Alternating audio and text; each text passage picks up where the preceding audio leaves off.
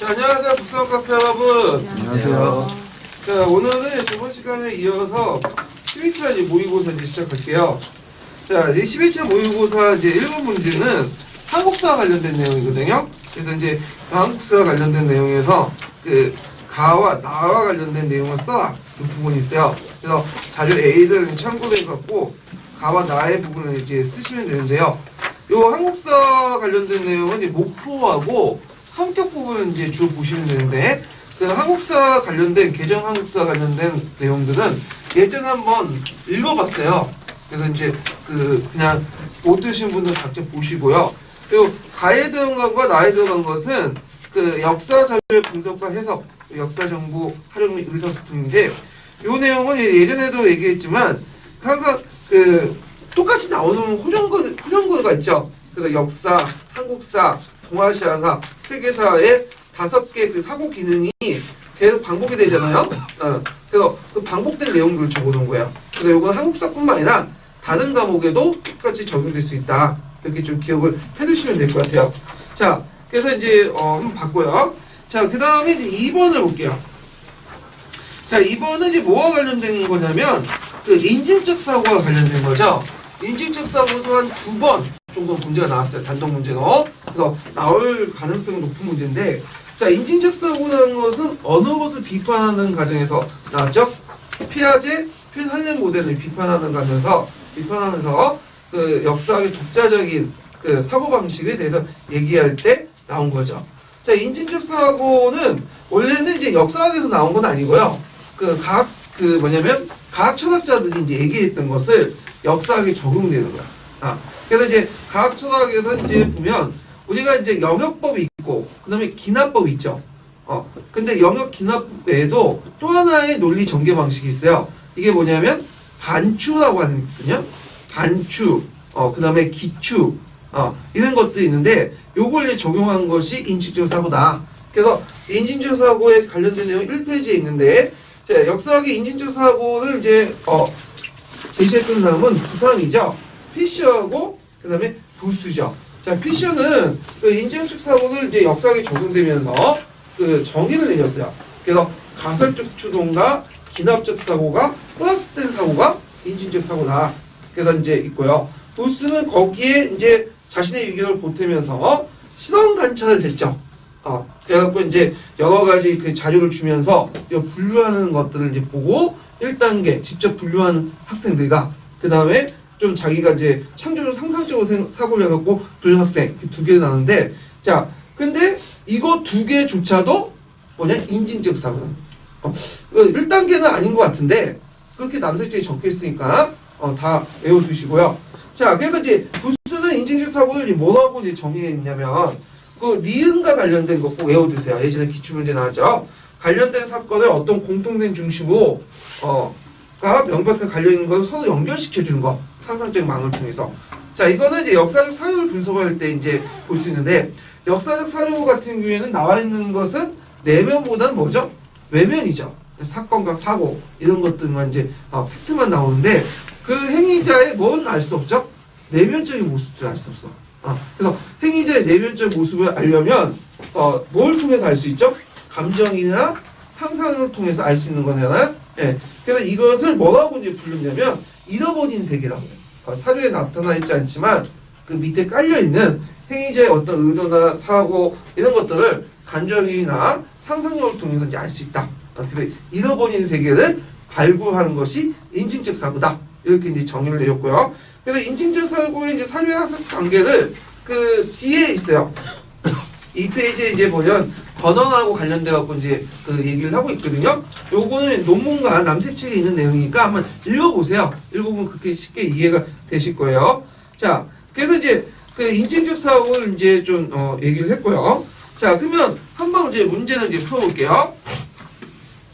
자, 다음 자료 A에서 가와 다의 추론 방식 중에 자료 B의 밑줄친 부분과 관련된 추론 방식을 찾아서 명칭을 써보고 밑줄친 이유를 2가지 서술해 보시오.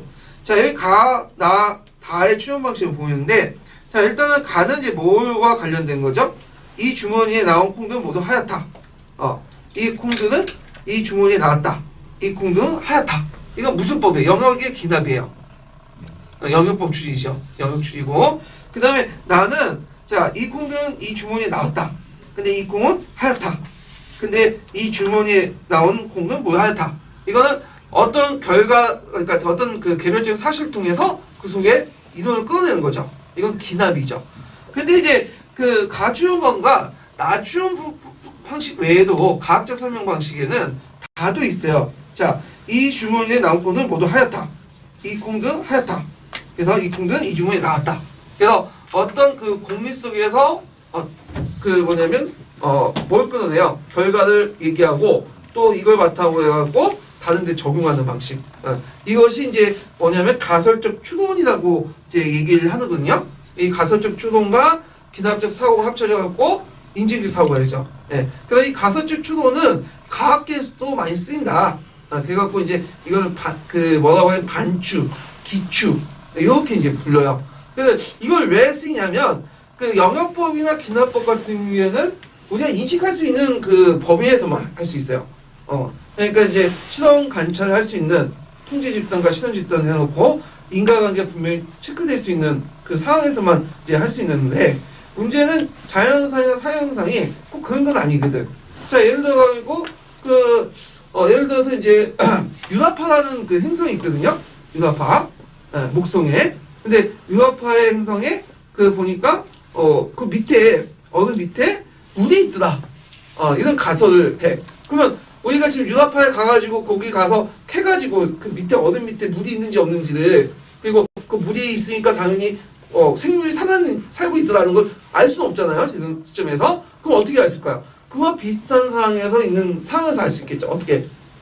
우리 지구에 있는 심해에 내려가서 그 심해에 과연 생물이 살 수 있는가를 보면 충분히 입증을 할 수 있죠. 이렇게 간접적으로. 그러니까 우리가 이제 그 경험할 수 없고 관찰할 수 없는 부분들을 입증을 할 때 이건 그 뭐냐면 반추법이라는 기초를 사용한다는 거죠. 과학에서는요. 이거는 뭐 사회과학도 마찬가지고 특히 역사학에도 사용할 수밖에 없는 게 우리가 타임머신 타갖고 거기 밑에 있는 사람들 가가지고 그 역사적 행위자의 어떤 의도나 동기 알 수 없잖아요. 또 인터뷰를 통해서 알 수도 없는 거고. 그러니까 우리가 이제 이런 방식을 이제 사용한다는 거다.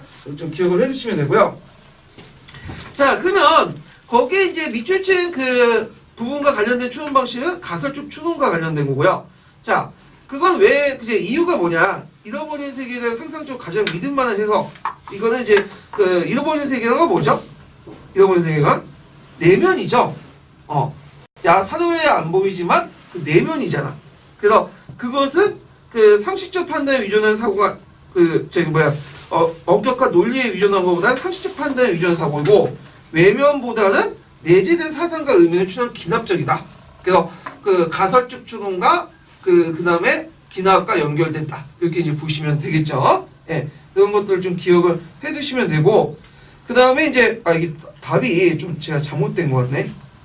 거기 가설적 추론 다도 있고 나도 끼워 놓으세요. 네. 나하고 다 같이 해야 돼요. 왜냐면 요 밑에 있는 것은 이제 인증적 사고잖아요. 인증적 사고는 두 개가 있죠. 하나가 뭐냐면 가설적 추론하고 그 다음에 또 하나가 뭐죠? 기납적 추론. 예. 그러니까 나하고 다가 맞죠. 예. 그 답이 약간 있는데. 그러니까 이게 잠깐만 답안도 제가 좀 약간 잘못된 것 같아. 여기가 다가 가설적 추론이며 거기에 나 쳐놓고 기납적 추론 이렇게 답안에 보면 시하고 돼 있잖아요. 이거 다로 분치시고 가설적 추론 나 기납적 추론 이렇게 플러스 시킨 것이 인증적 사고다. 이렇게 이제 좀 보시면 되고요. 자, 그 다음에 3번을 이제 볼게요. 3번. 자, 3번을 보면 다음 밑줄친 반역의 진압의 정치적 영향을 써보고 이 당시 이제 군사제도 정비 내용을 써보시오. 이렇게 있는데 자, 요게 이제 사료에 나와 있는 이제 그 모반 사건은 뭐냐면 그 김홍도라는 모반 사건이죠. 신문왕 1년에 일어난. 그래서 김홍도는 어떤 사람이에요? 신문왕의 장인이죠. 예, 진공의 우두머리고. 그래서 이제 이들을 중심으로 해서 반란이 일어났는데 이 반란을 진압하는 과정에서 김홍도 우리뿐만 아니라 그것을 알고도 보고하지 않는 사람들까지 다 죽여버린 거야. 그래서 진골 귀족을 대규모 숙청을 했다. 이렇게 이제 의미가 있죠. 자, 그래서 이제 신문왕의 정책 부분을 이제 좀 파악할 필요가 있는데요. 자, 2페이지 펴 보세요. 2페이지. 자, 2페이지 보면 신문왕 정책 해갖고 이제 그 내용이 있는데 전제왕권 정책 보면 그다음 귀족세를 축출하는 과정에서 박씨세력, 가야계 및 고구려 귀족들이 이제 정권에 소외됐고요. 전제 왕권이 강화되면서 무료한 김씨만 그 세력을 강화시켰다. 그래서 유교 정치 이념을 포방했죠. 근데 여기 주의할 것은 그 정책 반영한 게 아니라 뭐죠? 단순히 겉으로 포방만 했다. 그때 이제 유교 정치는 어떤 특징을 갖고 있냐면 윤리 정치 이념으로서 유교 정치는 아니에요. 뭐죠? 도덕적, 윤리적 차원이야. 이때는. 그래서 정치 이념으로서 이제 받아들인 것은 언제 때냐면 고려시대 넘어가세요. 고려시대 때. 아직까지는 도덕적, 윤리적인 어떤 측면에서 이제 유교를 받아들였고요. 그 다음에 뒤에 넘어가서 여기 정치에서는 이제 육전체제가 완비됐고 지방 군사제도 예전에 하면 지방 군사제도 이제 지방제도 군사제도 정부고요. 자 구조 오소경제도가 완비됐고 그 각 주마다 뭘 설정했죠? 시정, 한산준 이정. 그래서 이게 정이라는 건 뭐냐면 부대라는 뜻이에요. 부대, 당, 정 이런 것들은 부대라는 뜻이죠. 자 그래서 이 구서당 십정을 이제 뭐냐면 정비를 했고요.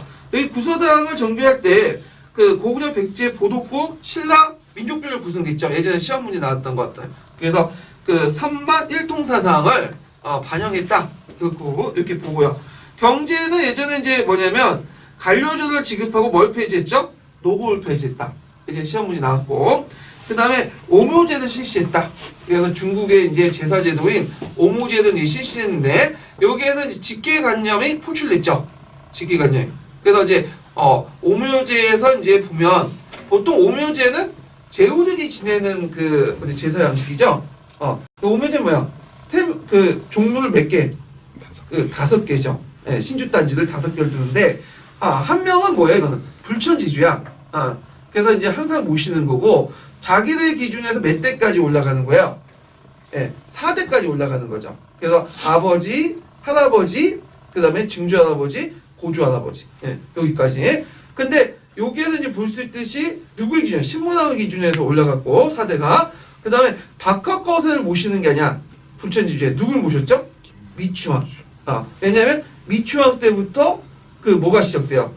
김씨가 시작되잖아요. 무료왕계 김씨 아니라 무료왕계 그 조상이 크게 김씨가 미추왕 때부터거든요.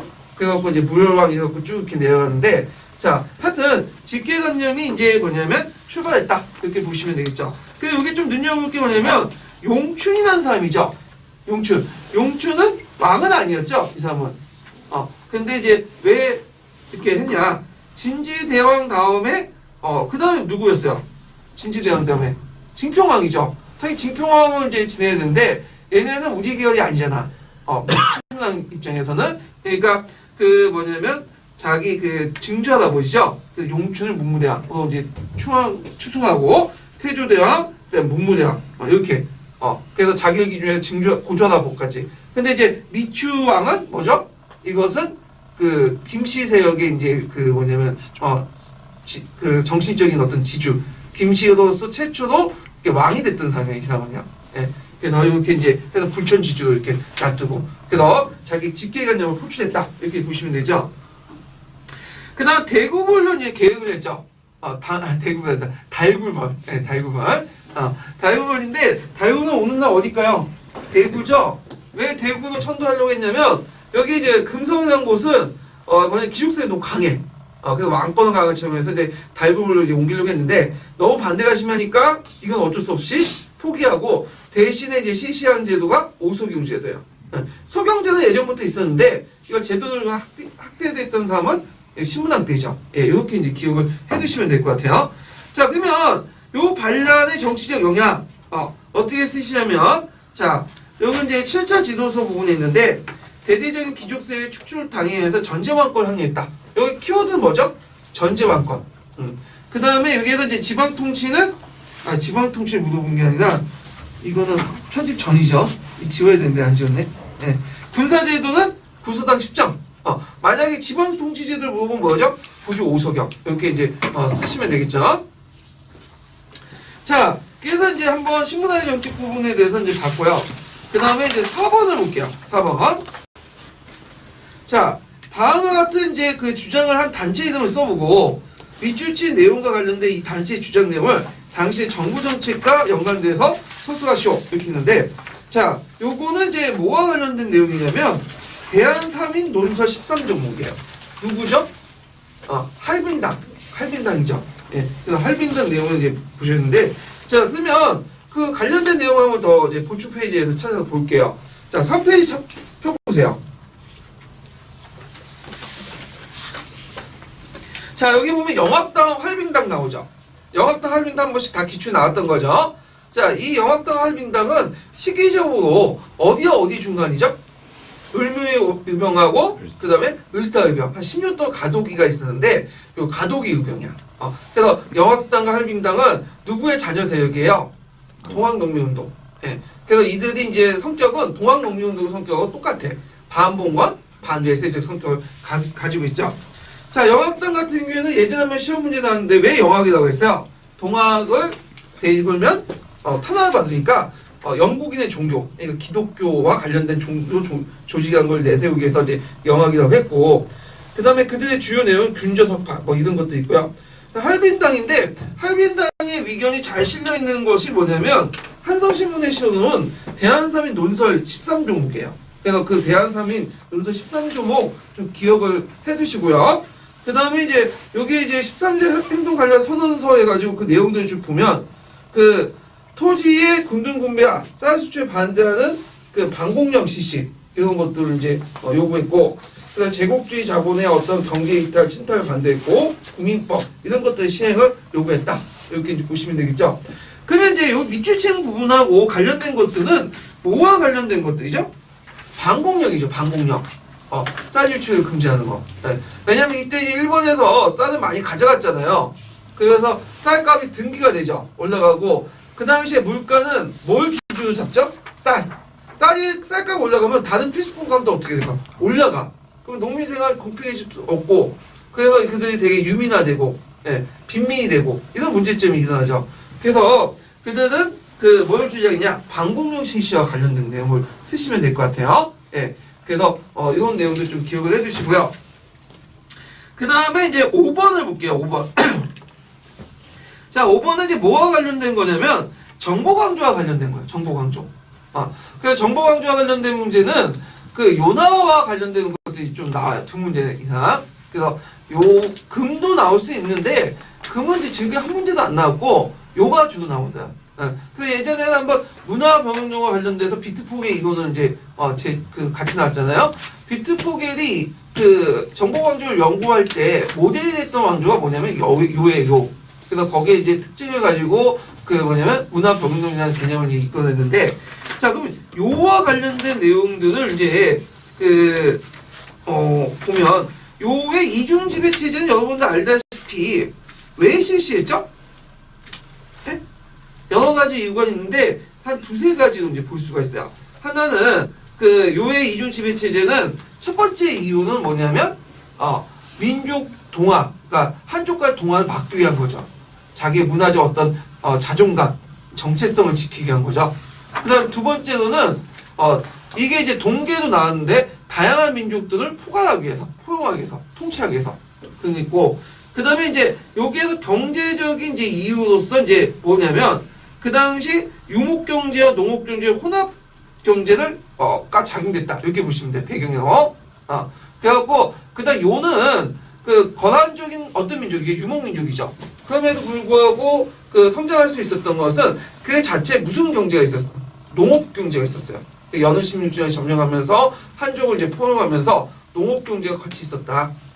그래서 이 농업경제하고 그 다음에 그 유목경제가 서로 이렇게 섞이지 않도록 분리하기 위해서 이렇게 했다. 왜냐면 유목경제가 무너지면 그 요가 자랑하는 기마의 군사력이 어떻게 될까요? 무너지게 되죠. 예. 그러면 요는 완전히 무너지게 되는 그 구조가 되거든요. 왜냐면 기마 군사력이라는 것은 뭐예요? 항상 유목경제와 같이 있어야지 유지가 될 수 있어. 그래서 이런 거와 연결시켜서 보시면 돼요. 그래서 이제 요는 한족 때는 통치하고 군현제로 그다음 부족제 같은 건 이제 통치하고 이렇게 이제 했는데 필요할 때마다 이제 군사 시위가 오면 그들을 이제 부족제에서 기마적 군사적으로 동원하는 체제가 필요했는데 요거는 요나라뿐만 아니라 그 뒤에 이제 계승한 그 뭐냐면 금나라, 뭐 원나라, 청나라 다 이렇게 이제 지속이 되죠. 근데 결국에는 성공했어요, 실패했어요? 실패하고 말았죠. 예. 자, 그러면 이렇게 이제 보시면 되고 그 다음에 이제 그 비트 포괴의 관점 요렇게 외우시겠죠.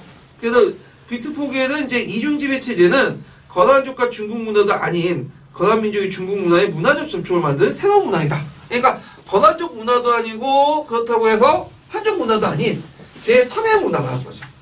그래서 그 제3의 문화의 구체적 예로서 이제 이중지배 체제, 그 다음에 독자의 문자, 이런 것들, 요삼체, 뭐 이런 것들 이제 제시를 했죠. 자, 그래서 이런 내용들 이제 파악을 해두시면 될 것 같아요. 자, 그 다음에 6번 문제를 볼게요. 6번. 자, 6번은 어디서 많이 봤던 문제죠? 이제 기춘에 나왔던 거죠. 기춘에. 그래서 이제 요거와 관련된 부분들은 그 동방예의와 관련된 다나카 그 수상했던 동방예의. 그래서 이제 동방예의와 관련된 걸 좀 보려면 맥락을 좀 보려면 시대와 외교 정책을 봐야 돼요. 그래서 시대와 외교 정책에서 중간에 딱 끊기고 했던 것이 동방예의거든요. 그래서 이제 이거는 아틀란사 일본사에서 이제 좀 봐야 되는데 자 4페이지 잠깐 펴보세요. 자 1920년대에 그 수상과 외상을 했던 인물이 누구냐면 시데하다. 이 사람은 협조 외교 정책을 했어요. 그래갖고 이제 그 배경을 보면 자 일본의 근본위 체제 완전 안정을 시키고 미국 생산 수출 중국과의 어떤 군부의 우호 관계 체제 재정 안정 등을 했고요. 정책 방향은 대영 대미의 협조 정책이고 대중국 내정 불간섭 정책이죠. 그래서 크게 이제 중반기 후반기 이렇게 나눠볼 수 있거든요. 중간에 누가 있었죠? 다나카 기이치. 이 사람은 완전 180 달라요. 그래서 전반기 때는 우리가 이제 워싱턴 회의죠. 워싱턴 회의는 여러분도 알다시피 이제 여러 그 테마가 있는데 주요 문제가 있는데 그 중에 하나가 뭐냐면 군축이야. 그래서 항공모함 비율을 줄인 거죠. 3대 3대 1. 일본이 그 미국보다 영국보다 항공모함 비중이 뭐야? 3분의 1밖에 안 돼. 그럼 당연히 군부가 반발하겠죠. 그럼에도 불구하고 그렇게 이제 했던 거는 뭐냐면 미국과 영국 간의 뭐냐면 합친 관계 유지해서 일본의 시장 확보를 위한 거예요. 그래갖고 있는데 하여튼 워싱턴 회의를 통해서 형성된 국제 질서를 뭐라고 하죠? 그 워싱턴 체제라고 하죠. 자, 그 다음에 이제 후반부는 이제 1930년에 런던 회의가 있죠. 런던 회의도 마찬가지로 뭐의 비율을 감축하는 거죠? 보조함. 보조함이란 뭐냐면 이 당시 20, 30대는 이제 이 30년대는 항공모함이 주력이에요. 이게 해군에서는 비행기를 어떻게 하면 이제 효율적으로 수행하는데 있는 항공모함이 이제 주력함인데 문제는 항공모함은 자체 경비가 부족해. 지금도 그렇죠. 고작 뭐 M60 좀 달고 그 정도. 왜냐면 비행기를 왔다 갔다 하는데 필요하기 때문에 자체 뭐 한포나 그런 게 없어요. 그러면 항공모함 하나가 움직이면 같이 뭐죠? 구축함, 수양함, 호위함, 그 다음에 보급함, 잠수함, 함대가 하나 움직이는 거야. 지금도 보통 미국의 함대가 항공모함 하나 들어오면 항공모함 하나만 들어오는 게 아니에요. 함께 함대가 같이 움직이죠. 예. 그래서 그것을 보조함인데 그 보조함 비율도 마찬가지 3대 3대 1이야. 마찬가지 시대하다가 이제 외상이 있을 때인데 그거 왜 그랬어요? 이것도 똑같은 논리죠. 미국과 영국과 합치를 해서 시장을 확보하려는 그런 목적에서 이제 했다. 자, 그러면 전반부, 후반부, 중간에 이제 잠깐 다나카 기이치 내각이 잠깐 들어갔는데 이 다나카 기이치는 시대와 외교 정책과 달라요. 적국제 간섭 정책이죠. 중국의 문제에 대해서. 그리고 이제 있는데 이 다나카 기이치가 이제 동방회의를 개최했어요. 그래서 동방회의 내용 외워두셔야 되겠죠, 이거. 그래서 망몬 지역을 중국 본토와 분리시키고 그다음 망몬 지역의 권익을 옹호하고 그래서 중국과의 군부가 어떤 그 뭐냐면 대립을 통해서 중국의 통일 방해하고 한 3가지 정도 있는데 외워두세요, 이거. 그래서 이제 상봉충패를 하죠. 그 배경이 됐던 게 뭐예요? 겉으로 자국민 보호지만 그때 북벌을 하고 있었잖아요. 예. 그래서 북벌을 막으려고 했는데 장개석이 일본과 직접적으로 대입하지 않고 뭐죠? 피해서 가버렸죠. 재난 사건처럼. 예. 자, 하여튼 강동 모중대 사건을 계기로 단학가 기치 내각이 이제 사태야. 강동 모중대 사건은 누가 죽은 사건이죠? 장자진. 그래갖고 이제 그 당시 이제 그 처음 어떤 이제 호된 질책을 받고 단학가 기치 내각이 물려나가고 그다음 하마구치 내각이 든 다음에 그 하마구치 내각의 외상이 다시 누구냐면 시대하다가 외상원이 취임하게 되죠. 예. 자, 그 내용들 좀 기억을 해두시면 될 것 같아요. 근데 결과적으로 1931년 만주사변이 일어나면서 이제는 국제연맹에 탈퇴를 하고 결국에는 이 시대하다 협조 외교 정책이 어때요? 무너지게 되죠. 그러면서 이제 동시에 미국 중심 워싱턴 체제를 탈피하게 된다. 이렇게 이제 기억을 해두시면 되겠죠. 그래서 1920년대 일본의 대외 정책들 요거 꼭 기억을 해두세요. 이제 시험 문제 나왔던 거니까. 그래서 이제 거기 이제 6번의 답은 이제 동방의 대외적 배경은 국민혁명군이 반해에서 반군박을 내세워서 북번을 시작했다. 북번이 키워드야. 네, 이런 것들. 자, 그 다음에 이제 그 7번을 볼게요. 7번. 자, 7번과 관련된 것은 이제 그 소유권과 관련된 소유권. 그래서 이제 그 소유권과 관련된 것들을 이제 듣는데, 자, 여기 이제 밑줄 치는 부분에 이제 소유권이란 시민 각자의 법률이고요. 보장받는 재산의 일부 항유하고 권리라는 처분하는 권리다. 소유권은 다른 권리와 마찬가지로 다른 사람이 종주에 제한을 받는다. 그러니까 1번과 2번이 주요 이제 키워드인데 제한을 받고 항유한다. 이 항유의 평등을 내세우고 소유권을 다른 것과 달리 절대적인 게 아니라 소유권 인정하지만 다른 것과 균형을 맞춰야 된다. 그리고 사회적인 어떤 그 간격을 통해서 제한을 받을 수 있다. 이거는 어디에서 주장하는 거야? 국민의회 국민공예야. 공예죠. 공예죠. 네. 국민공예에서는 누구의 이론을 소유권에 도입돼? 루소는 소유권 인정하지만 절대적인 게 아니죠. 근데 이에 반해 국민의회는 뭐죠? 루크의 견해를 받아들여서 소유권은 신성 불가침이야. 네. 이거는 이제 국민의회가 불우주화 정권이기 때문에 그런데 자 그러면 여기에서 이제 요와 같은 생각에 영향을 준 계몽사상가는 누굴까요? 루소죠. 루소. 그 다음에 그 당시 정부가 추진한 토지개혁 방향. 누구의 토지개혁 방향을 이제 쓰시면 되죠? 국민공예의 토지 방향 개혁을 이제 방향 쓰시면 되겠죠? 그래서 이제 서기에 있는 내용들 쓰시면 돼요. 망명귀족 때 토지 재산을 빈동도 취득할 수 있도록 분할하여 매각과 공유주를 주민들에게 평등하게 분할하고 그다음 반환면 용의자의 재산을 몰수해서 누구한테 예국자에게 분배를 했다. 이렇게 이제 있는데 그래서 이제 토지도 있지만 토지 및 재산 개혁 아니 토지 및 토지개혁보다 토지개혁 이렇게 쓰시면 되겠네. 왜냐면 거기에 반환면적 재산 안에 토지도 있으니까요. 예. 그래서 이런 내용들 좀 쓰시면 될 것 같고요. 자, 그러면 요때 토지개혁을 통해서 많은 그 토지들이 누구한테 나눠져요? 농민들한테 나눠져. 농민이 뭐가 된 거죠? 분홍이 된 거지. 혁명의 수혜자가 된 거죠. 그러니까 이 사람들 입장 볼 때는 이제 다음 정권이 무슨 정권이야? 총재정부죠. 근데 총재정부 무능했어. 그러다 보니까 이제 잘못하면 반혁명 세력에 의해서 귀족 세력들에 의해서 자기 토지가 재산이 어떻게 해? 뺏길 수가 있잖아요. 그러니까 이제 어떻게 되는 거야 이 사람들이 보수적으로 바뀌게 되는 거죠. 강력한 지도자로 나고 그때 누가 나타난 거야? 나폴레옹 3세 이런 사람들이 나타나게 된 거죠. 자 그러면 국민공예 이제 정책들을 이제 좀 보죠. 자 국민공예 정책 보면 이념과 한계를 이제 볼 수가 있는데 이념은 자유민주주의가 아니라 뭐죠? 사회민주주의를 지향했다. 그래서 이제 실제 평등과 자유를 위해서는 국가가 간섭을 위해서 경제적 문제를 최소한 해결해줘야 된다. 오늘 복지국가 개념 이런 것들 이제 강조했고 항의의 평등, 결과의 평등은 같이 생각했죠. 단지 기회 평등이 아니라 그 다음에 이제 여기 보면 이제 그 공포 정치 있죠. 그래서 공포 정치를 운영했던 그 기관이 있죠. 공안위원회, 혁명위원회. 그래서 그게 이제 했던 것은 내부는 지도동파, 그 다음에 내부는 지도동 왕당파들 반란, 그리고 외부는 뭐죠? 대불동맹의 공격. 그래서 이제 이런 것들에서 공포정치가 했고요. 민중 간의 관계를 보면 그 민중들은 그 당시 뭐라고 지칭했죠? 쌍키르트 계층들의 관계를 보면요. 초창기 때는 나름대로 협력적이었어. 그리고 그 자신의 정권을 기반을 삼았고. 그런데 이제 시간이 지나면서 어떻게 돼요? 관계가 단절되는 거야. 그래서 대표적인 사건이 이제 엘베르.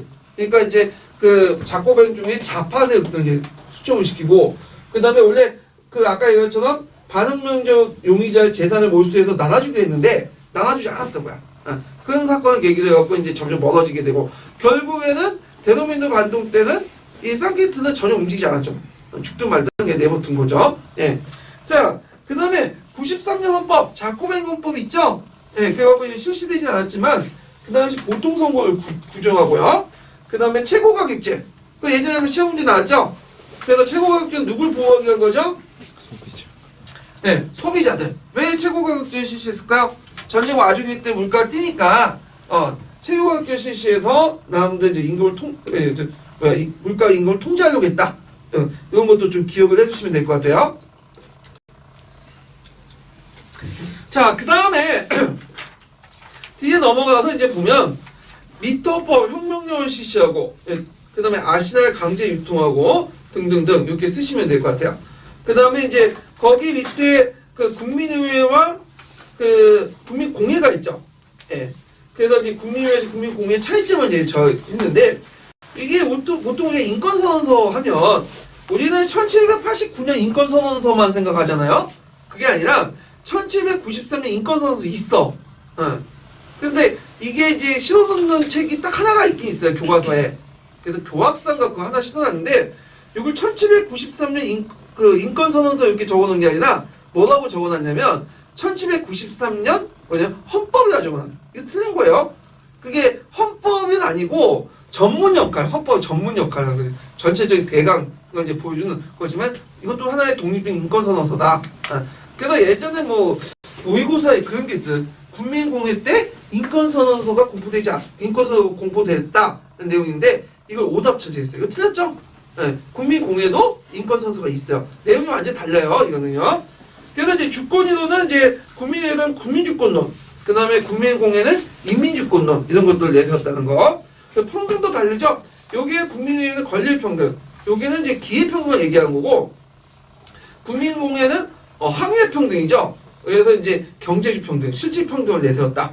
이런 것들을 이제 보고, 사유재산 인식도 다르죠. 국민의회 절대적이죠. 근데 그 국민공회 사유재산 인정하지만 뭐죠? 다른 가치에서 제약받을 수 있다. 이런 것들을 내세웠고요. 그래서 이제 공포정치 정말 좀 기억하시고, 요게 좀 눈여볼 게 어떤 계층은 산케르트 계층. 요것도 한번 읽어보세요. 예전에 시험 문제 나왔어요. 예. 그래서 이제 있고, 산케르트의 어원은 아시죠? 키르트라는 것은 예전에 이제 그 바지 밑에다 차용하는 그게 있어요. 이걸 키르트라고 하는데, 키르트가 없는 사람들이라는 거야. 그러니까 일반 평민들, 귀족이 아닌 그런 사람인데, 근데 이것은 어떤 특정한 계급이 아니라 초계급적, 이렇게 이제 보시면 돼요. 어떤 공통된 의식을 가지고 있는 범계층적인 사람들, 이제 쌍키르트라고 하는데, 한번 읽어보시고요. 자, 그래서 이제 이런 내용도 있고요. 그 다음에, 8번 문제를 볼게요. 8번. 8번 문제는 뭐와 관련된 내용이냐면, 독일의 외교정책과 관련된 거예요. 예전에 한번 동방정책 나왔죠, 브렌트에. 그래갖고 이제 이렇게 했는데, 그래서 이제 여기에 보면 초창기 때 서독의 아데나운 이제 그 외상이 이제 기민당에서 이제 집권을 했는데, 아데나운 중심. 기민당은 보수 정당이에요. 지금도 있어요. 그러니까 독일에 보면 이제 독일도 이제 계급 정당인데, 그 좌파 정당은 뭐죠? 3인당. 그 다음에 우파의 대표적인 정당이 기민당. 이렇게 있죠. 그래서 요때 이제 어떤 정책을 이제 서방 정책은 뭐냐? 동독과 국교를 맺은 나라도 통조되지 않는 철저한 봉쇄 정책이다. 그러니까 동독하고 뭐냐면 국교를 맺으면 서독은 안 맺겠다는 거야. 그러니까 서독과 동독 중에 하나 선택해야. 예전에 지금도 그렇지만 중국도 그거 마찬가지예요. 중국과 대만 중에 하나 선택해야지. 그래서 중국과 수교를 맺으면 대만과 관계는 어떻게 해요? 단절되잖아요. 이걸 무슨 원칙이냐면 할슈타인 원칙이에요. 그 당시 외교 그 수상의 이름을 따서. 그래서 할슈타인 원칙. 근데 이 할슈타인 원칙을 누가 깼죠? 그 밑에 있는 3인당 출신의 빌림 브렌트. 이 빌림 브렌트는 아데나와의 서방 정책과 반대로 뭐예요? 동방 정책. 동유럽 쪽이나 러시아 쪽으로 나가겠다. 이렇게 이제 해갖고 이걸 깼고, 그래서 동유럽과 러시아 간의 어떤 관계 개선을 깼다. 이렇게 이제 보시면 되겠죠. 그래갖고 이제 여기에서 이제 그 동유럽 간의 문제에서 이제 제일 일단 나라가 어떤 나라냐면 폴란드. 폴란드는 이제 2차 세계대전 때 누구와 누구에서 양분됐어요? 네? 독일하고 러시아, 그 당시 소련에 의해서 양분됐는데, 바시아고 동부 지역은 지금 이제 지역은 폴란드 영토가 아니라 누구 영토로? 소련 영토 편입이 돼요. 근데 동부영토를 이제 전후에 소련이 줘야 되잖아. 끝났으면. 지네들 뺏은 땅이니까. 안 줘. 대신에 어떤 식으로 꼼수를 치느냐면 독일의 동부 영토를 떼서 어디에 합친 거야? 폴란드에 뗀 거야. 그래서 오데르 나이세스 강을 기준으로 해갖고 동쪽 지역을 폴란드에 넘겨준 거죠. 근데 그때 이제 뭐냐면 원래 독일 땅이니까 당연히 독일이 많이 거주했겠죠. 독일인들이 다 이쪽이 뭐냐면 대규 이주를 당했어요. 강제 이주를. 그래갖고 이제 하니까 전후가 끝나고 나서 폴란드 예전에 우리 땅을 폴란드에 있는 그 독일 영토를 이게 큰 뭐냐면 문제점이 거 아니에요? 그래서 수교하는데 근데 서독은 그냥 너 가져 하면서 그냥 끝마치고 전후 배상해주고 하면서 이제 폴란드와 수교를 맺게 되죠. 예, 그런 내용도 이제 좀 기억을 해두시면 될 것 같아요.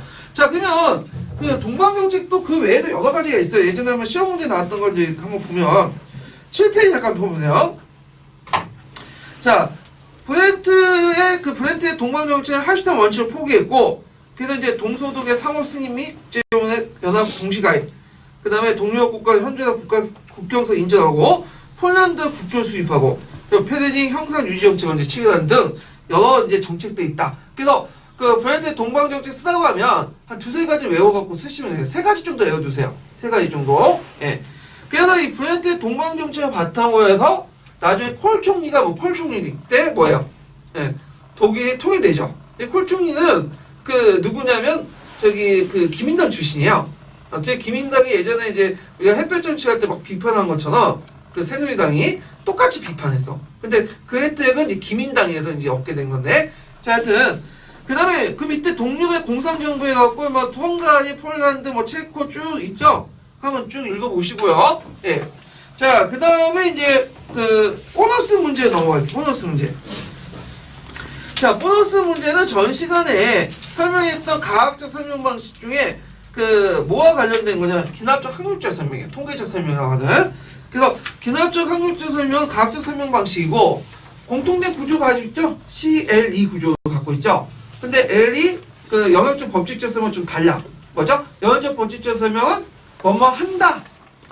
그래서 당위적이고 전원적인 명제죠. 근데 여기는 가능성 있는 명제죠. 뭐뭐 할 수 있다, 무슨 경향이 있다, 이런 것들. 요런 거 이제 연결시켜서 이제 보시면 돼요. 그러니까 애를 구분하는데 이주할 수 있다는 것은 확률적인 거죠.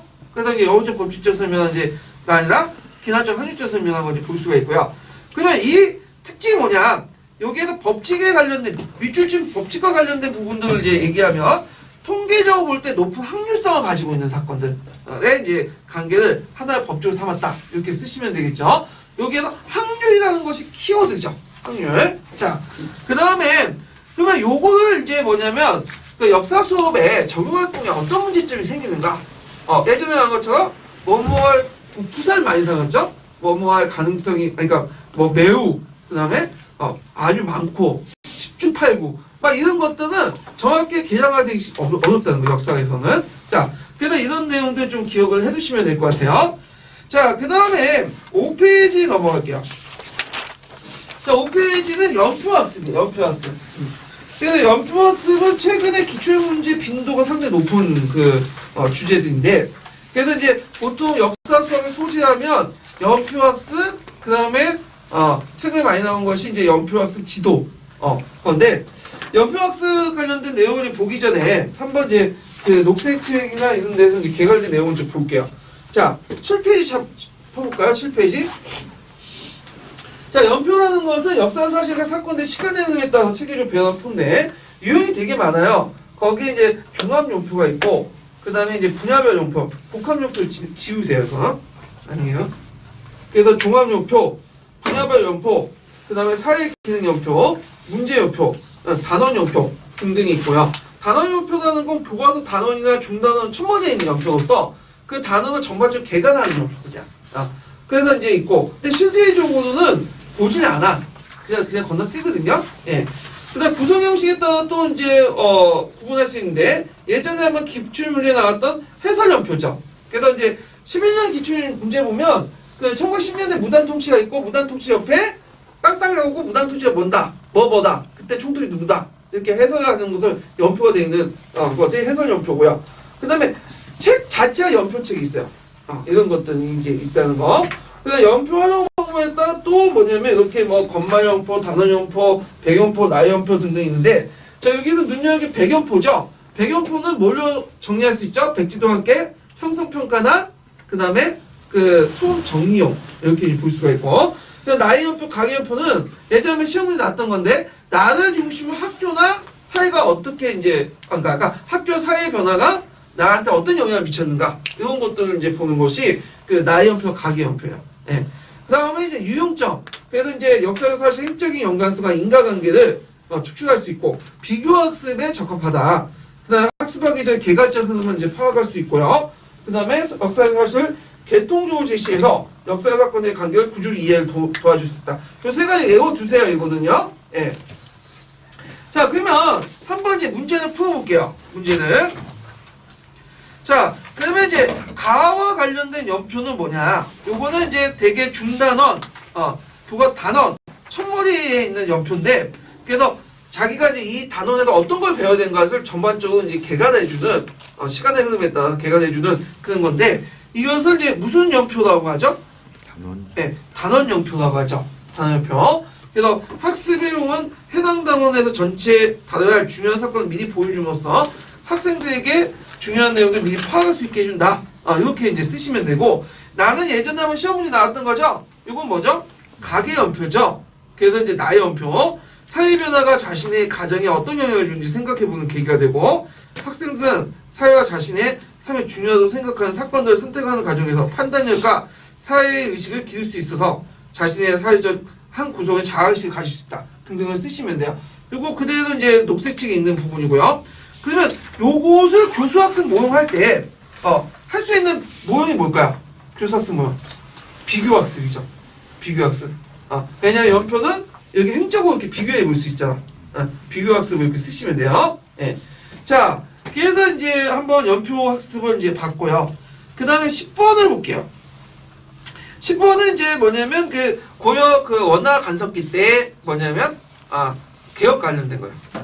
그래서 보통 원나 간섭기 때 개혁을 크게 공민왕의 개혁과 그 공명 이전의 개혁, 충성왕, 충무왕, 그 충렬왕 등등의 개혁들을 이제 볼 수가 있는데 공민왕의 개혁이 많이 나와요. 근데 제가 문제에 공민왕 개혁을 안 냈어. 왜냐면 너무 유치해.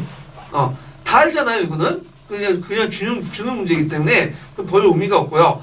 그래서 예전에 한번 나왔던 게 공민왕 이전의 개혁이 뭐냐면 충성왕 개혁이에요. 충성왕 개혁은 단독 문제 한 문제 나왔고 예전에 가경법과 관련돼 갖고 이제 고려시대 때 그 삼법과 관련된 부분에서 이제 한번 겉다리 문제 나왔는데 되게 충성왕 때의 개혁도 있지만 또 충무왕 때의 개혁이 있어요. 예. 충무왕은 이제 그 어린 왕이죠. 예, 그래갖고 그 아버지가 누구예요? 충혜왕이잖아.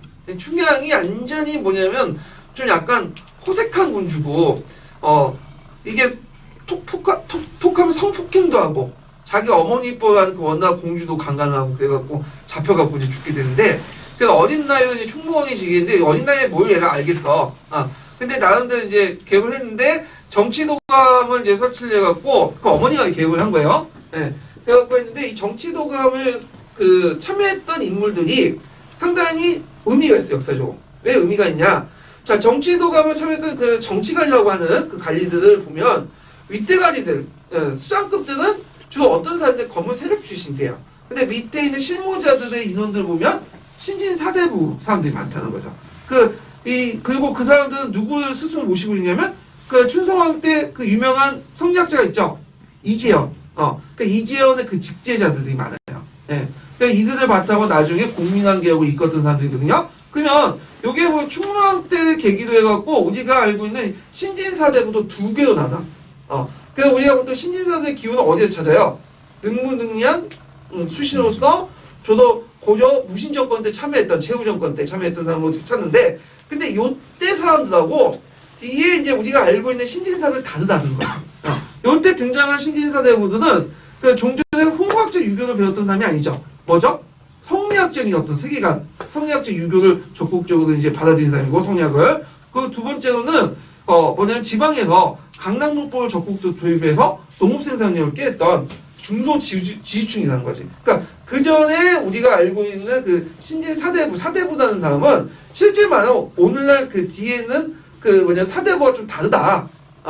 그래갖고 이제 구별을 시키거든요. 그래서 우리가 알고 있는 고조 말에, 사대부들은 주로 충무왕 때부터 이제 이렇게 출발한다고 학계에서 보고 있어요. 그래서 이들은 이제 신진사대부라고 하면 이제 그 전까지 생각할 수 있으니까 그걸 단죄시켜서 신은 유신이라는 말로 이제 쓰긴 하는데, 자, 하여튼, 이 정치도감하고 이제 관련된 내용이에요. 그래서 이제 그 미추홀진 기구에서 관련된 경제개혁 내용, 요거는 뭐죠? 우리가 이제 알고 있는 전민변전 사업이라는 거 아시죠? 예. 그래서 이제 전민변전 사업이라는 것은 노비가 됐던 원래 양민이었는데 억울하게 노비 됐던 사람들을 다시 양민화시키고 원래 그 건문세력에 뺏겼던 땅을 돌려주는 전민변전 사업을 담당했던 충무학대 기구가 어떤 기구냐? 정치도감이야. 그래서 전민변전 사업은 우리가 전민변전 도감 딱 하니까 그냥 공민학 때만 생각하잖아요. 그게 아니에요. 그 사업은 호세비도 나왔죠. 원종 때부터 계속 진행이 됐어요. 그래서 다만 담당하는 간청된 명칭이 좀 다를 뿐이야. 이렇게 이제 기억을 해주시면 되겠죠.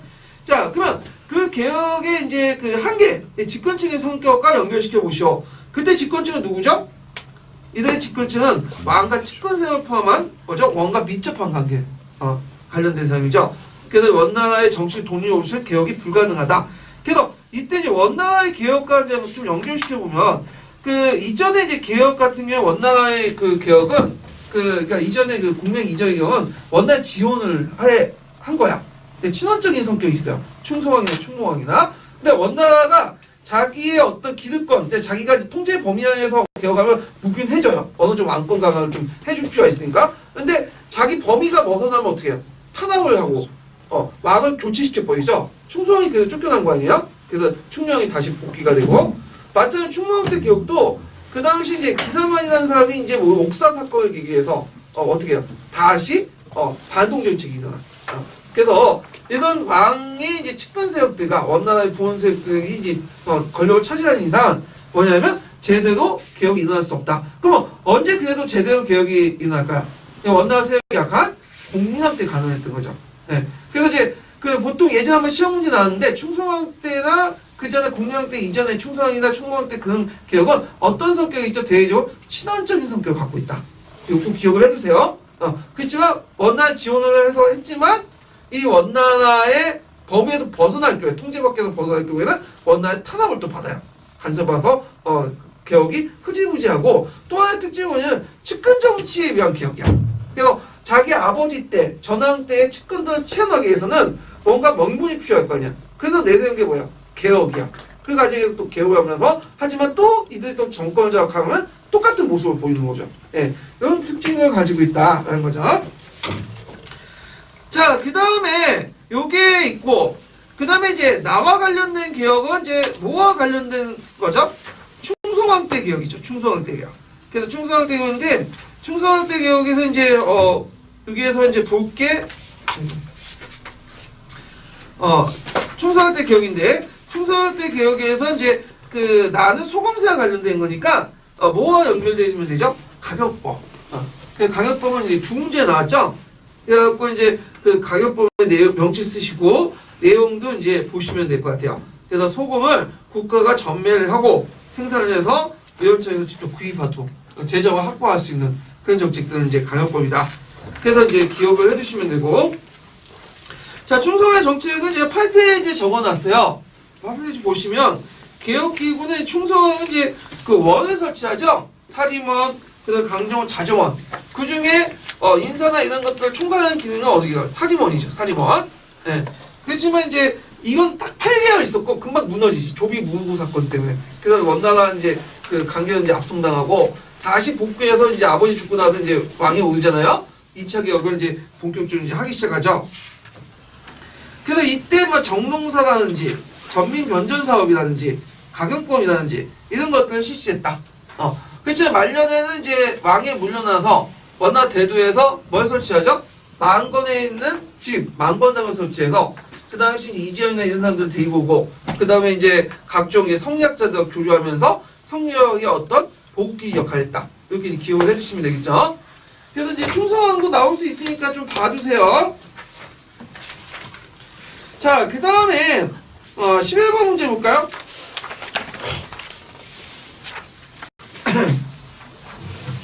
자, 11번 문제는 조선시대 때 법제와 관련된 내용이야. 자, 조선시대에는 법제주의한 통치를 내세웠기 때문에 법이 이제 상당히 많이 발달했는데 그 조선 법정과 관련돼서 예전에 시험 문제 나왔어요. 2문제 정도. 예. 자, 그래서 9페이지 잠깐 펴보세요. 자, 조선 초기 때 법전의 대표적인 조선 건국전.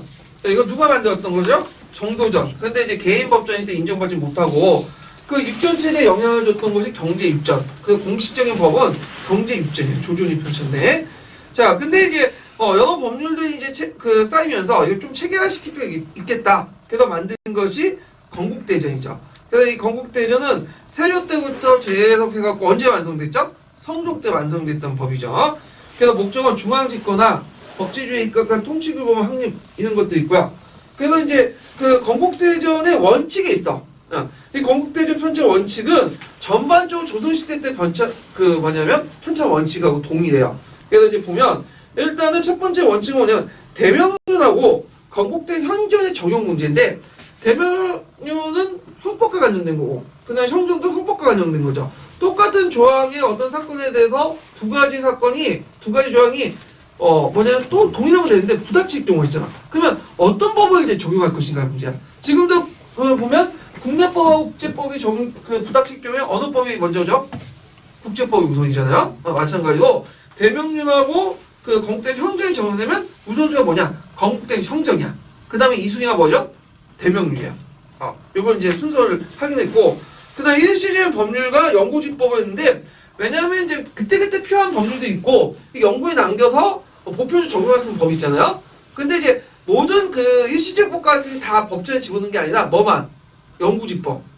그래갖고, 전만 집어넣기 때문에 정리했기 건국대전이 되어 붙인 거죠. 그 다음에 조전선언 준수 원칙. 그래서 조전선언 준수 원칙은 뭐냐면 그 원전을 조물 그대로 두고 그 밑에 고쳐야 할 내용을 각주하는 방법인데 이때 원전은 뭐죠?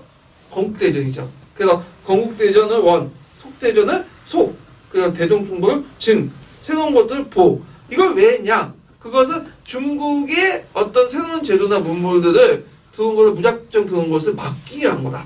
이렇게 이제 보시면 되겠죠. 자, 그래서 있고 편찬의 외워두세요. 조선 시기 때 양관 관료체제 정비, 관료체제 정비 시행, 중앙집권 강화, 그 다음에 여말소추의 고육법을 성공한 조선선언에서 중국권의 무제한 침투를 막는 역할이 있고, 그 다음에 형전을 갖췄다는 등등. 그래서 건국대전 이후에 법전도 이것도 외워두셔야 되겠죠. 그래서 여기 보면 대전 소송을 이렇게 건너뛰고 속대전 외워두세요. 예전에 시험 문제 나왔죠. 그래서 속대전 조선 후기의 변화상을 정리했고, 그 다음에 정종 때 만든 것이 대전 통편이죠. 그 다음에 마지막 이제 법전이 고종 때 만들었던 대전 해통이고, 대전 해통에 대한 어떤 시행세칙을 적어놓은 것이 육전조례예요. 그래서 대전 해통, 육전조례도 예전 시험문에 나왔던 거죠. 외워두시는 게 좋을 것 같아요. 후기 때 법률도. 자, 그러면 관련된 이제 기출문제를 이제 좀 볼게요. 여기 보면 다음 가나에 들어갈 법전을 각각 써보고, 그 다음에 기획과 관련된 국제 법전의 편찬 방식을 두 줄이나 서술해 보시오. 그 다음 건국대전 편찬 영향과 의미를 두 가지 서술해 보시오 있는데, 자, 일단은 여기 가와 나에 들어갈 것은 뭐냐면 경제 육전하고 대전 통편이에요. 요 예문은 어디에서 많이 봤냐면 어디에 많이 보셨죠? 03년 기출 예문 그대 낸 거야. 예, 거기에 들어가고 그런 것 좀 기억을 해두시고요. 그 다음에 이제 여기에서 기업과 관련된 편찬 방식 두 줄이나 쓰시오. 자, 뭐라고 써야 되겠어요? 자, 건국대 편찬까지는 법을 새로 만든 것이 아니라 각 가나나 등록된 수리와 수집할 정리한 건데, 요때 이제 그것을 록과 전을 나눠서 그 법률을 뭐죠? 뭔만 정리를 했죠? 예, 전만 정리를 했죠. 경구집법만. 그래갖고 이렇게 정리했던 것이 뭐냐면 건국대전이다. 이렇게 이제 보시면 되겠죠. 자, 그래서 이제 있고 건국집법인데 이게 오타네. 여기에 건의집법 있고 건국이요. 예, 건국집법. 예. 구가 맞는 거예요. 네? 구가 맞지 않나요? 아, 그나? 예, 올해. 아, 맞네. 경국집법. 예, 경국. 예, 맞는 거는. 예. 자, 그래서 이제 이렇게 해서 영구적인 법률을 통해서 이제 했다. 이렇게 이제 보시면 되겠죠. 자, 영향과 의미는, 국왕을 정점으로 한 중앙집권 법조 체계를 확립했고, 보육법을 이제 성문하여 조준 선언함으로써 중국법의 침투에 대한 방파제 역할을 했고, 그래서 영구 불별선을 보유해서 보육법을 했다. 최소 지도서에 있는 내용도 쭉 쓰시면 될 것 같아요. 이거는요. 자, 그래서 이제, 법전 정리 내용을 이제 좀 봤고요.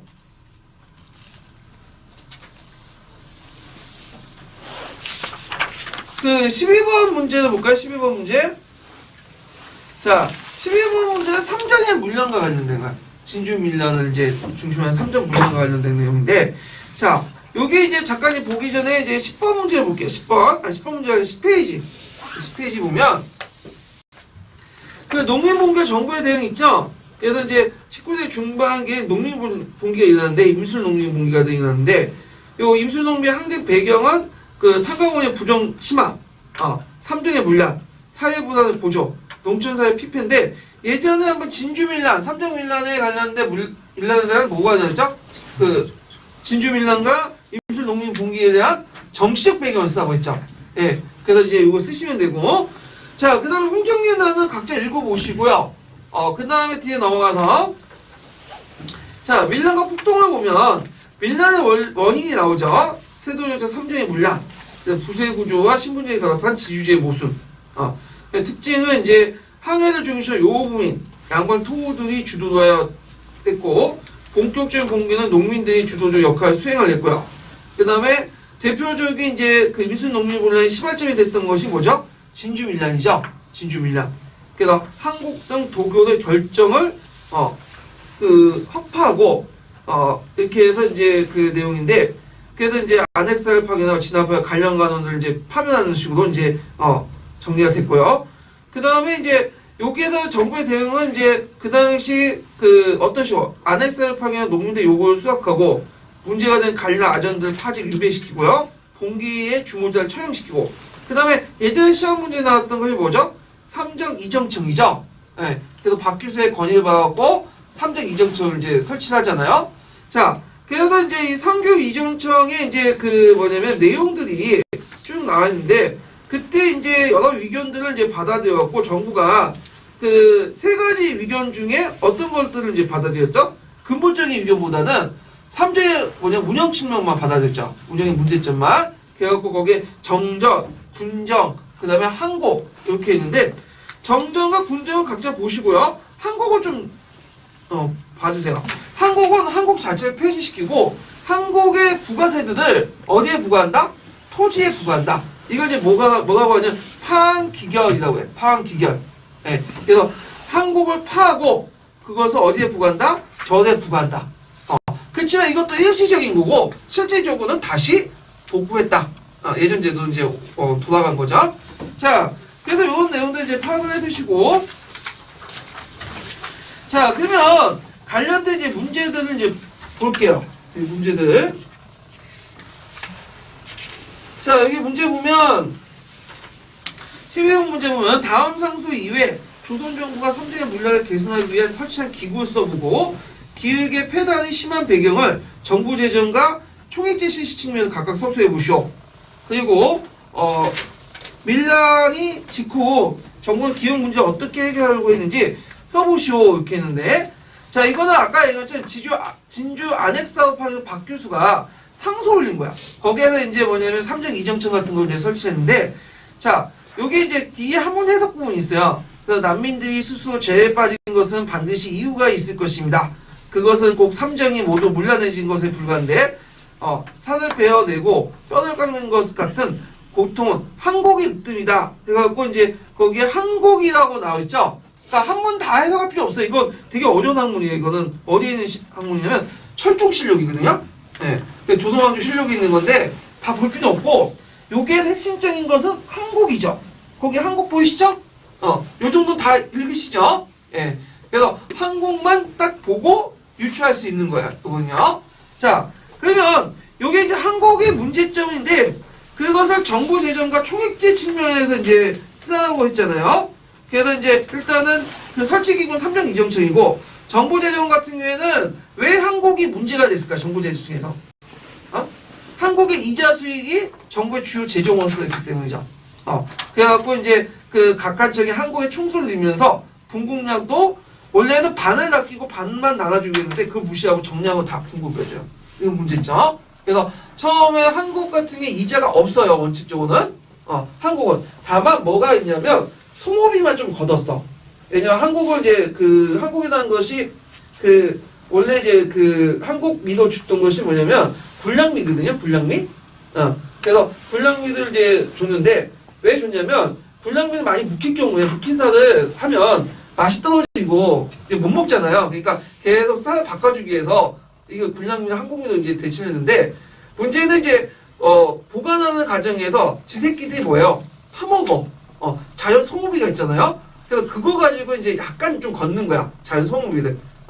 그런데 이제 이 한국민의 자연 소모비들 더 시간이 지나면서 어때? 점점 커지게 돼. 그리고 그 중에 상당수를 어디에서 이제 하냐면 중앙에서 재정을 쓰게 돼요. 예.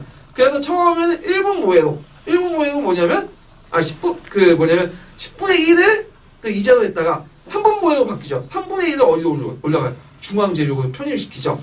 그래서 그 뭐냐면 그것을 지방 재정을 했던 그 지방 간서는 그만큼 지방 재정이 어떻게 해요? 악화되는 거죠. 그러니까 여러 가지 또 잡셀만도 또 부과하려고. 그래서 이제 한국의 문제점이 생긴 거죠. 자, 그런 것들 이제 쓰시면 되고, 총액제라는 건 뭐냐?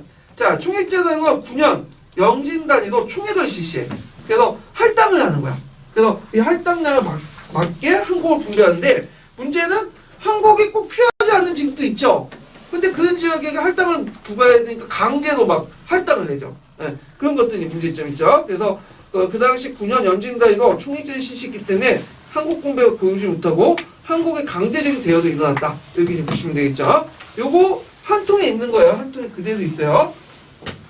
그러면 이 한국의 문제점을 해결해서 어떻게 해결했냐? 아까 얘기한 것처럼 한국을 폐지하고 토지에 부과하는 화한 기결 방침을 통해서 해결하고 있다. 요거 쓰시면 되겠죠? 요거 보시면 되고. 자, 그 다음에 그 13번 문제 보죠. 13번 문제.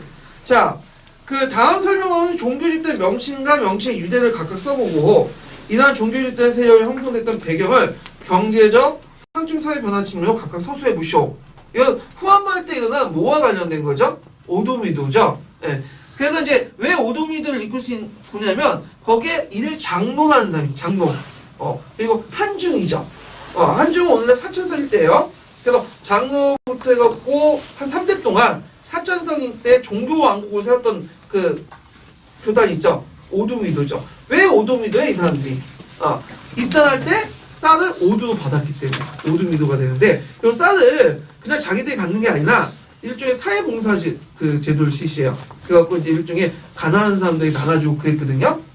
그러면 그 당시 종교기관이 어떤 역할을 했냐? 그냥 한중사회 분기 측면에서 이제 볼 수가 있는데 그 당시에 한중사회는 전환시대 한중사회는 2단은 항촌이 있었어요. 그래서 니에서 자체적으로 운영하고 했잖아요. 근데 전환막일 때 후한 누가 등장? 호적들이 등장하죠. 그래서 호적들이 대토지 사회가 확대하면서 니가 파괴되고 그 호적 중심의 촌이나 오 같은 것도 등장해요. 새로운 항촌 조직이. 근데 이런 항촌 조직은 예전에 상호 구조나 뭐냐면 그 서로 도와주거나 그 다음에 이제 서로 보살펴주는 니의 그 역할 못해.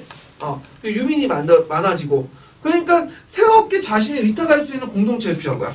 그때 이제 등장한 게 뭐냐면 종교 공동체인 그 태평도나 오도미도 같은 것들이 등장하게 되죠. 예. 그래서 이거는 뭐 중국뿐만 아니라 우리나라도 그렇고 또 노마의 제정 말기 때 기독교 확산되는 배경도 있죠. 국가가 그 역할 어떤 사회적 역할을 못하니까 그 역할을 누가 대신해 준 거야? 기독교 공동체가 이제 하면서 확산된 그거와 연결시켜서 보시면 될 것 같아요. 자, 그래서 이제 요거 내용을 쓰시면 돼요. 오도미도와 그 다음에 이제 그 밑에 경제적 측면과 그 다음 항촌사회 측면 이렇게 이제 좀 보시면 되고 그 외에도 이제 태평도를 좀 잠깐 볼게요. 12페이지 펴보세요. 12페이지.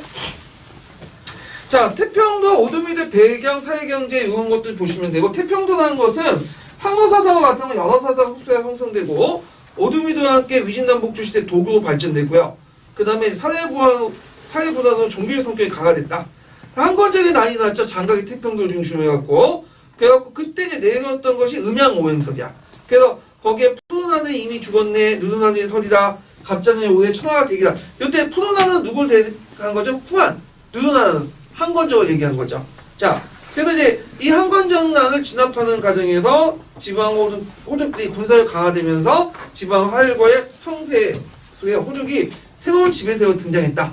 그래서 이때 이제 등장하는 그 사람들이 유빈이, 그 다음에 뭐 송건이니, 그 다음에 이제 뭐 유포, 뭐 동탁, 뭐 그런 사람들이잖아요. 예. 자, 그래서 이런 내용들 좀 기억을 해두시고, 태평도가 오두미도도 그 한 문제 나왔어요, 예전에. 객관식 기출문제 때. 그래서 나올 가능성이 많다. 자, 그 다음에 이제 14번을 볼게요. 노마법. 자, 여기에서 이제 그 1표, 2표 이게 있는데, 이건 뭘까요? 시위법법이죠? 쉽죠, 이거는요? 요거 예문은 예전에 기출에 나왔던 거 그냥 따온 거야. 요거 이제 보시면 되고, 예전에는 이거 나올 때 이거는 시위법 상관없이 뭐가 나오냐? 개념학습 관련된 그거 나왔어. 근데 시위법법 자체도 물어볼 수가 있어요. 자, 그러면 이 14번을 보면, 자, 다음 로마법의 명칭을 써보고, 이 법을 제정 군사의 배경을 써서 해보시오. 자, 시위법을 쓰시면 돼요. 배경은 뭐죠? 이걸 계기로 해갖고, 니키니우스법, 섹스티우스법, 니키섹스티우스법, 뭐, 호르테시우스법 같은 여러 이제 평민들에 대한 법들이 나오잖아요? 그건 이탈리아 반도 통일기하고 일치하죠. 그 당시에 중장보경으로서 많은 자영병들이 참가했기 때문에 그들의 어떤 법적 권리나 의무를 명시할 필요가 있겠죠. 이거 들어주고. 자, 이런 것들을 쓰시면 되고요. 그 다음에 의의 같은 경우에는 이런 시위법을 왜 이렇게 할까요? 예전에 간수법이었죠? 간수법은 말로 전달했어. 그러다 보니까 코에고문 코고리 기획이면 기획이 해가지고 자의적 운영이 많단 말이야. 그래서 물론 이 안에서 여러 한계가 있어요. 가부장적인 어떤 내용도 있고 뭐 귀족과 평민간 결혼도 못하게 하고 그렇지만 법을 명시해 놨잖아. 그래서 귀족들의 자의적인 법 운영을 막는 역할을 했고 이것이 최초의 시민법이죠. 그렇지만 이제 이 법의 한계는 이제 있는데 아까 얘기한 것처럼 가부장의 권한이 무제한 보장되었고요. 그 다음에 귀족과 평민의 통혼 금지 규정과 같이 양자 간의 차별성이 계속 남았다. 그래서 이제 그 규정과 양자 간의 차별성, 규정과 같이 양자의 차별성이 계속 남았다. 그래서 이제 나중에 귀족과 평민들 결혼을 할 수 있는 법도 생겼고, 그 다음에 나중에 호르테시법은 모든 사람이 귀족과 평민 간의 법이 똑같죠. 그리고 로마법이 이제 나중에 점점 이제 발달되면서 귀족과 평민 간의 법 적용이 형식적으로 물론 실제 운영은 뭐 다르겠지만 형식적으로 평등해. 그래서 그 로마법이 이제 되게 뛰어난 이유가 뭐냐면 정근대 시대 때는 신분 간의 어떤 적용이 차별이 있었죠. 근데 로마법은 신분 간의 차별이 없어. 형평성을 되게 강조해요. 로마법은. 근데 아직까지는 이거 시민법 초창기 때문에 아직은 귀족과 평민 간의 차별이 나와 있었고 형식적으로 평등한 것은 언제 때였다? 무슨 법이죠? 호르테시법이죠. 이런 거 연결시켜서 이제 보시면 될 것 같아요. 그러면 로마법과 관련된 내용도 한번 잠깐 보고 넘어갈게요. 그래서 이제 13페이지에 보면 로마법이 쭉 나와있죠. 그래서 이제 예전에 시험 문제 나왔는데 로마법의 이제 발전 단계 보면 불문법, 시민법, 만민법, 자연법이잖아요. 여기서 처음에 로마가 이제 그 제국 발전하는 과정에서 이제 시민법과 만민법 이론적인 체제로 나눠졌는데 이게 하나 통합된 사건이 일어나죠. 무슨 사건이죠? 칼라칼라 황제가 모든 제국의 시민들에게 뭘 줬어요? 로마 시민권을 줬거든요. 근데 그 로마 시민권을 주면서 법도 이론적으로 운영된 것이 하나 통합되는데 시민법으로 통합돼서 만민법으로 통합돼서 만민법으로 통합될 뻔인 거죠. 예, 그러면서 이제 했다는 걸 좀 기억을 해주시면 되고요. 그 다음에 이제 시민법과 만민법의 법적인 철학, 원리를 제공했던 것이 자연법이다. 그러니까 자연법 실정법이 아니라 그에 대한 법의 원리나 이런 것들을 제공해 주는데 우리나라식으로 따지면 뭐죠? 헌법이죠. 헌법. 헌법. 자, 그리고 이걸 정리했던 사람이 그 유명한 유스티누스 황제다. 그래서 이제 있는데 로마법은 형법과 그 공법과 그러니까 헌법 공법과 민법 중에 어느 게 더 발달돼 있죠? 민법. 그러니까 헌법은 볼 거 없고 민법이 후대에 그 영향을 줬다. 이렇게 이제 보시면 되겠죠. 그래서 로마법의 발전 과정도 예전에 시험 문제 나왔기 때문에 로마법도 나왔기 때문에 좀 기억을 해두세요. 자, 그 다음에 2번을 볼까요? 2번은 일본사 관련된 부분인데 자, 다음 계획의 목적을 써보고 이 당시 대외정책 방향을 서술해 보시오. 그 밑줄 친 이제 정책의 목적을 명칭을 말해보고 그 당시 또는 써보시오. 자, 이거는 이제 뭐와 관련된 거예요? 다이가 계신의 개신지조죠. 예. 그래갖고 이제 있는데 이 개혁의 목적은 뭐라고 써야 될까? 이건 쉽죠? 뭐라고 써야 돼요? 당의 율령 체제를 받아들여서 뭘 하기 위해서? 중앙 집권을 강화시키기 위해서 이렇게 쓰시면 되겠죠? 자, 그 다음에 요게 그 대외정책 방향. 자, 다이가 계신 때 이끌었던 사람들이 누구예요? 네, 다이가 계신 때 이끌었던 사람이 그 당시 그 경수사에 다녀왔던 세력들이죠. 예. 그래서 이제 그 변수사 세력들이 이제 와가지고 이제 했는데 그 당시 이제 집권층은 누구였죠? 그 당시 집권층은 그 앞에 있는 소가시죠. 소가시를 을사변을 통해서 제거하고 그래서 이제 그 당시 나가노 황제가 권력을 장악하면서 이제 이끌었던 거죠. 이거를 그래갖고 그 개신지조를 침략을 공포해갖고 당의 율령체제를 받아들이고 반전수법 실시하고 그 다음에 지방제도 개혁하고 이런 것들을 이제 1년에 하게 되는데 물론 이제 이 개신지조 그 내용이 그 당시 그 다이가 계실 때 갑자기 다 실현된 건 아니고 후대 그 뭐냐면 집도초항이나 문무초항이나 그때 후대의 개혁들이 요 개신지조의 내용이 들어갔다고 보고 있어요. 소급 적용했다고 보고 있는데 자 하여튼 그때 이제 그 나가노 황태자는 뭘 내세웠냐 종전에 이제 소가시들은 어떤 세력들이죠? 백제 계통이죠. 친백제야. 근데 이제 7세기 때는 이제 누가 강해져요? 신라가 강해지죠. 당나라 연합하죠. 결국 백제를 멸망시켰잖아요. 그 크게 위기의식을 느낀 거야. 잘못하면 나당연합군이 우리 공격할 수 있겠다. 그럼 개혁을 해야 되겠다.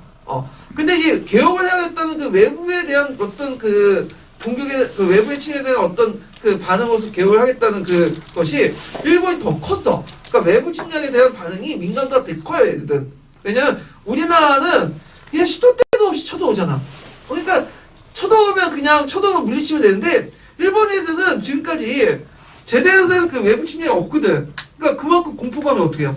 커져. 그래서 조금만 그런 기미만 보이면 어떻게 하든 그 막기 위해서 개혁을 한단 말이야. 그래서 고대 시대 때 뭐가 있었어요? 달가 계신이 있었고 근대에 들어와서 한번 또 당하니까 뭐야? 개혁을 해버렸죠. 이게 이제 메이지 유신이잖아요. 예. 자, 하여튼 그래서 이제 백제와 손을 꽂고 모와 친당 친신라 정책을 내세요. 그래갖고 그 당시 이제 대륙 문화를 혼종으로 받아들이기 위해서 수도를 아스카노미에서 어디로 옮기죠? 그 뭐냐면 나니아로 옮기죠. 나니아는 어디냐? 오늘날 오사카죠. 그래서 기내 지역의 간문이었던 오사카 옮겨갖고 적극 개혁을 추진하게 되죠. 예. 근데 이제 문제는 이 사람이 이제 개혁을 하는 과정에서 그 당시 고토코 초왕과 이제 갈등이 일어나. 그래서 고토코 초왕을 이제 패하고 자기 어머니였던 사이메이 초왕을 내세우죠. 그때 이제 또 정책이 바뀌어. 이 사람들이 이제 누구하고 원력 친해요? 백제와 친하잖아. 그래서 친신라 친당에서 다시 또 백제로 넘어가. 친백제로. 예. 그러면서 이제 그 당시 백제 부흥군이 원조원을 요청하니까 원군을 파견하잖아. 무슨 전투에 패배했어요? 백총강 전투에 패배를 했죠. 그래서 이제 그 나가노 황태자 이제 이때는 이제 청왕이 돼갖고 덴지 청왕이라고 하거든요. 덴지 청왕이 이제 나당연합군이 쳐들어올 수 있겠다. 그래갖고 스시마, 이끼, 그다음 북규슈, 센토나이카 연안에 산성을 쌓아. 산성을. 그래서 백제 계통의 산성들 쭉 쌓았죠. 그래갖고 이제 나당연합군의 뭐냐면 침을 방비했다. 이렇게 이제 보시면 되겠죠. 네. 그래서 요 과정들, 이렇게 이제 보시면 되고, 그 다음에 그 밑줄 친 것들은 뭐냐? 사진사민을 패하고, 그러니까 청왕이나, 그 다음에 예전에 그 호족들이 가지고 있는 그 개인 영지나 그 민들을 패하고, 국가 토지도 다 바꾸는 거야. 당나라처럼. 국민화 정책을 하죠. 그래서 반전수법 실시하고, 이 내용들 좀 기억을 해두시면 될 것 같아요. 그래서 다이가 계신 내용도, 기억 내용도 나올 가능성이 많아요. 네, 요거. 자, 그 다음에, 있고, 내가 어디까지 했죠? 다 하셨어요? 좀 쉬었다 해야 될 것 같은데? 네, 좀 쉬었다 하죠.